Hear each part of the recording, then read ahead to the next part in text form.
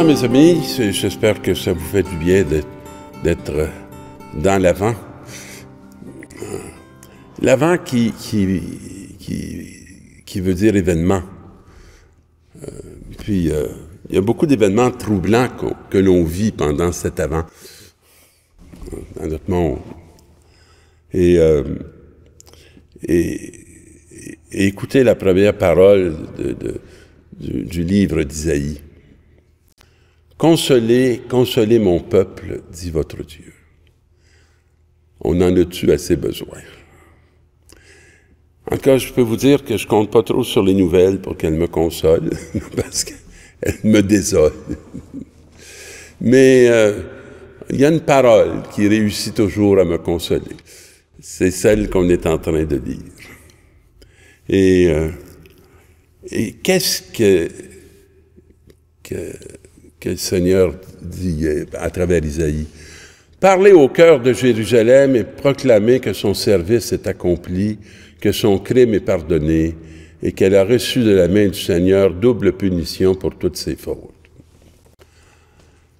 Eh bien, j'aime ça qu'ils me disent de parler au cœur de Jérusalem, parce que moi, j'ai toujours senti que je voulais parler au cœur de mes frères et de mes sœurs.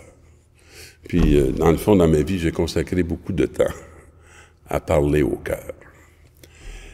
Mais c'est sûr que mon cœur a de la peine, parce que il y a beaucoup de mes frères et sœurs qui ne se rassemblent plus comme ils s'étaient déjà rassemblés.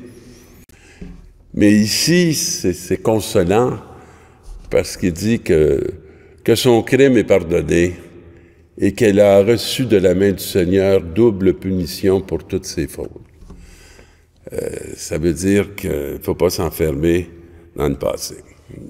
Puis il ne faut pas s'enfermer dans un regard qu'il va se venger parce qu'on n'a pas fait les choses comme il aurait bien voulu qu'on puisse les faire.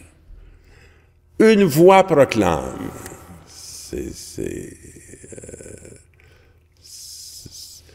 Qu'est-ce qu'elle proclame? Préparer à travers le désert le chemin du Seigneur. Ben, on a un désert dont il faut faire une route, là. C'est pas mal un défi de l'humanité actuelle. D'ailleurs, c'est toujours un défi de l'humanité. Et là, tracer dans les terres arides une route aplanie pour notre Dieu.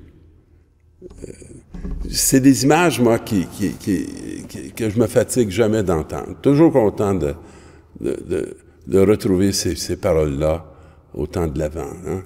Tracer le chemin. Et là, tout ravin sera comblé. Puis, il n'en manque pas de ravin là, dans notre histoire actuelle. Là. Il n'en manque pas. Hein? Mais tout ravin va être comblé. Toute montagne et toute colline seront abaissées. Et les passages tortueux deviendront droits. Moi, j'ai besoin d'entendre parce que ce que j'entends à travers souvent les nouvelles, c'est que tout est tortueux.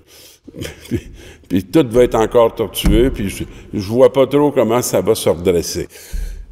Mais quand la parole vient me dire « Pauvre petit garçon, tu penses que c'est toi qui vas faire ça?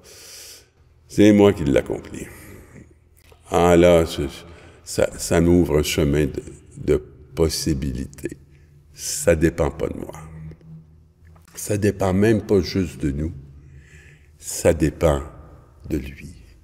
Parce que lui, il est capable de constamment remettre sur la table l'œuvre de la création et de changer nos cœurs.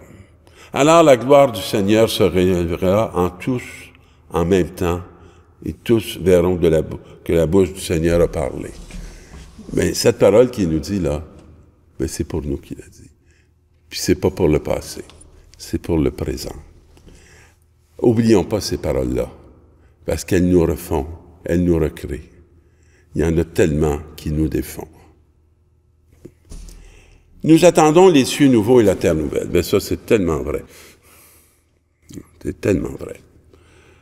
Il y a une chose que vous ne devez pas oublier, frères. Pour le Seigneur, un seul jour est comme 1000 ans, et 1000 ans est comme un seul jour. toute une sagesse là-dedans. Enfermez-vous pas dans les médias. Puis ça, c'est un des problèmes de notre société. On est bien enfermé dans les médias. Pour ça que, entre autres, la drogue elle pogne beaucoup.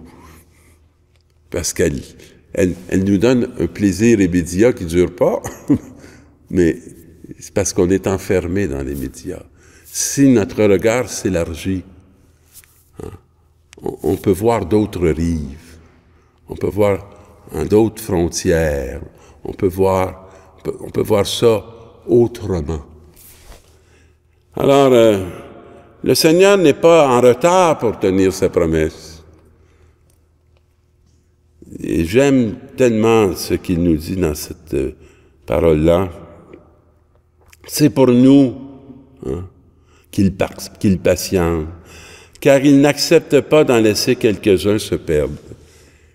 Il nous donne du temps pour qu'on se trouve,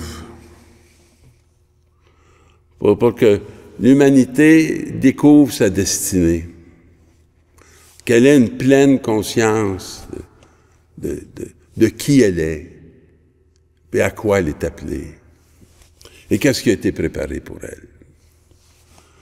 Alors les cieux disparaîtront avec fracas. Alors, les éléments en feu seront détruits. La terre, avec tout ce qu'on y a fait, sera brûlée. Tout ce qui est l'œuvre de nos mains est appelé à finir. Mais nous, on n'est pas l'œuvre de nos mains. On est l'œuvre de ses mains.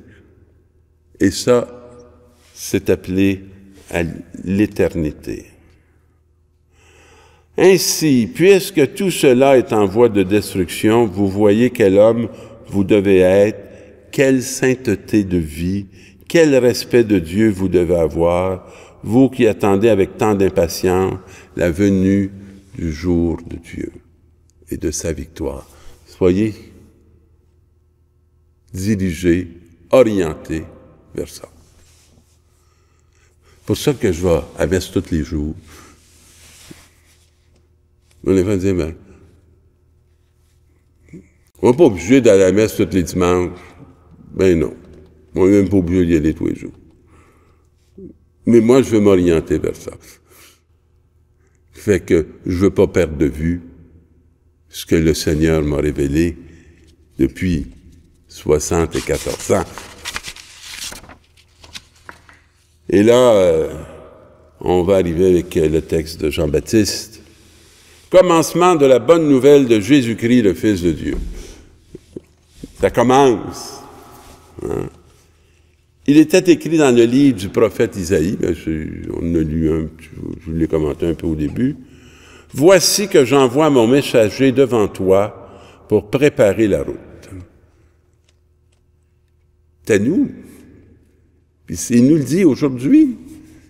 On va le relire. Préparer le chemin du Seigneur.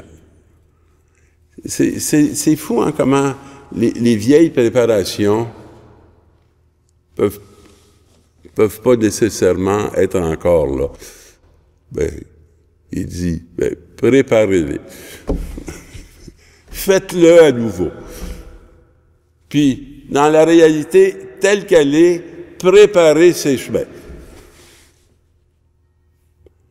Et aplanissez sa route. Elle a besoin d'être aplanie, mes amis, parce qu'on a fait des montagnes qui nous conduisent pas à lui, là, c'est évident. Jean-Baptiste parut dans le désert, il proclamait un baptême de conversion pour le pardon des péchés. Il fait ça dans le désert. Il continue d'ailleurs. Et toute la Judée, tout Jérusalem venait à lui.